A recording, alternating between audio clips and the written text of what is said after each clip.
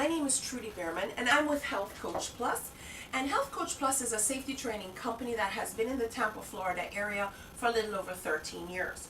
Today I want to talk to you about 5 strategies for succeeding as a CPR instructor. Now, if you're not already a CPR instructor, then please contact me and we can get together and help you get started in your new CPR business and making some additional income. If you are already a CPR instructor, then I believe that these 5 strategies will still help you move your income to the next level, move your business to the next level. So, strategy number 1 is the roster versus the database. Now, as a CPR instructor, we absolutely must capture our student information at the time of the training in case we get audited, but also to verify, we had 5 students in the class, we distributed 5 cards.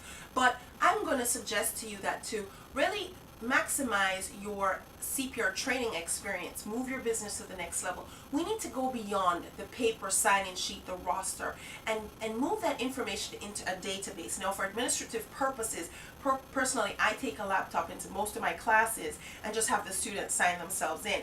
And what I did was I created a form that when they sign in, they're actually giving me way more information than the standard roster requires. So I'm also capturing emails, phone numbers, and I may even make some notes at the end of information about my students that I want to remember. So when you move your information from a sign-in sheet, from a roster, into a retrievable database, you really now have a way to utilize that data later on. And we'll talk a little bit more about that, because your business is really, the value of your business is in your list, in your database, because your database is going to be able to help you move your business to the next level. Once you can document that you have 5,000, 10,000 students, you'd be amazed at how that information can help you make more money. For example, people will, external companies may want to, advertise on your website. Why? Because they want to capitalize on your client base. So being able to document how many clients you have. Also, when you're able to go back to your database because you have their contact information in a retrievable format, that you can go back to them and offer some additional products and services later on. So you're capturing your database, moving it from a roster into a retrievable format is going to be strategy number 1 for helping you succeed in your CPR business. Strategy number 2 is upsell or affiliate relationships. Now, again, we just talked about that database, and here's where it becomes very handy again. You've already met these people. They know you. You've been in a CPR class. You've taught them. They know who you are. They know your name. They've met you. They've formed an opinion of you. This is now your warmed up market, if not your warm market.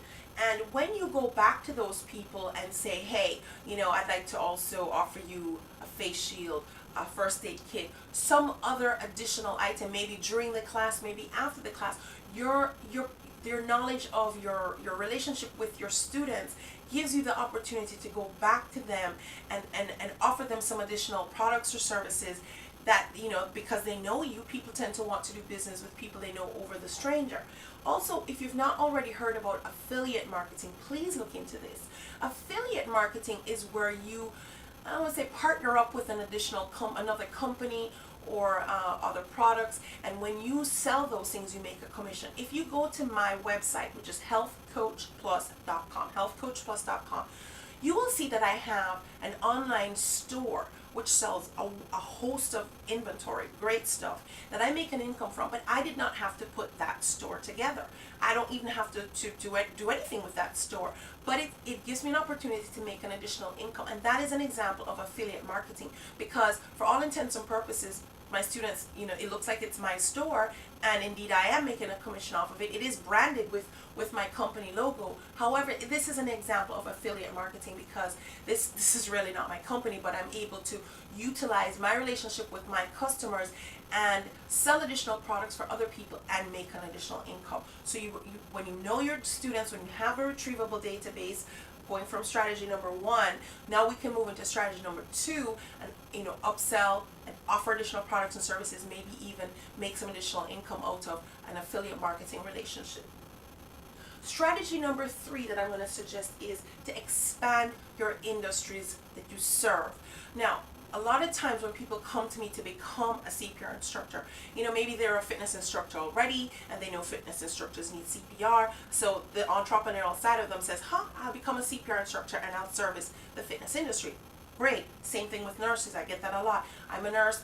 Nurses need CPR. I'm going to become a CPR instructor, and they service other nurses. It's great that you have built up credibility in your industry. So you're well known in the fitness industry, you're well known amongst the nurses, you're well known amongst the construction industry, whatever the case may be. But CPR is CPR regardless of where you go, and there are lots of industries that need CPR. So take your credibility, take your CPR knowledge, and move it into additional industries and expand your income. This is where the regulatory bodies are our friends and help to drive our business, because when OSHA says you must have CPR, when Department of Children and Family says you must have CPR, when various organizations that, licensing and regulatory bodies of various organizations, for example, in the fitness industry, IRSA says all their fitness clubs that are, that are part of their network have to have CPR.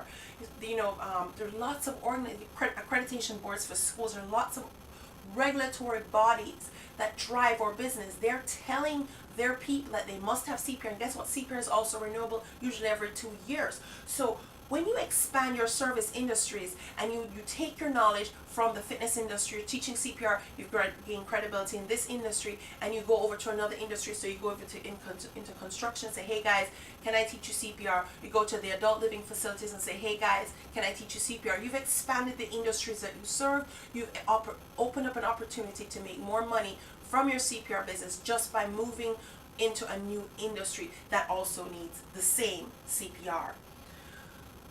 Now, strategy number 4 is e-learning. Now, let me tell you up front, CPR is a contact sport. What does that mean? CPR really has to be hands-on, guys. This is one of those informational products that cannot be delivered solely online. And there are some organizations that are offering online CPR only, but guess what? Those same regulatory bodies I just talked about reject online only CPR training. So I get a lot of students coming to me that have paid someone for an online CPR card only to be told that they need to be in a hands-on class. So when I say embrace e-learning, what I really mean is, depending on the organization whose curriculum you teach, they may or may not have an e-learning format, but the American Safety and Health Institute, or ASHI, who I'm an instructor trainer for, they absolutely have it. How e-learning helps us is when we embrace e-learning, we can actually rotate more students through our doors, because we can take care of the theory and the video and the quiz portion up front. So once they have that theoretical knowledge under their belts, they only come to us for the hands-on contact skills training and skills checkoff. And that means we don't spend as much of our time, and time is money, guys. So if we can embrace e-learning, then the students will take care of that up front, and we can rotate more students to our door because we're not spending as much contact time with them. So strategy number 4 is embrace e-learning. The 5th strategy is actually my favorite, and that one is what I call community givebacks. Now, community givebacks is where you really build value to your brand, where you really, you generate a lot of goodwill. Because if you go into the community, say into churches, nonprofit organizations, or, recently, over the years, I've done a lot of the Great American Teach-Ins. I go into the elementary schools, and guess what, guys? The kids get it. The kids can learn CPR, and they love it. They have absolute fun. So we go into the community. We offer this service for free. Now, people know that this is a product and service that we charge for. So they value it and they appreciate it when we give it to them for free. Maybe you don't give them a CPR card at the end of it, but they have absorbed that knowledge, and that's the most important thing, because they can take that and save the life of someone that matters to them. So we go into the community. We do a community give back. We offer free training, and guess what? When a paid opportunity comes up, because you have generated value with these people, they remember you and they call you. And plus it just really goes, it really helps to build your brand within your community. So 5 strategies for succeeding and taking your CPR business to the next level, and the next income level in particular, are the roster versus a database. Encourage you to move to a flexible, retrievable database. Upsell, affiliate marketing is strategy number 2. Number 3 is expand the industries that you serve. Number 4 is to embrace e-learning. And number 5 is a community give back. Again, I'm Trudy Behrman with Health Coach Plus. My website is healthcoachplus.com. And thank you very much for listening to me today. Thank you.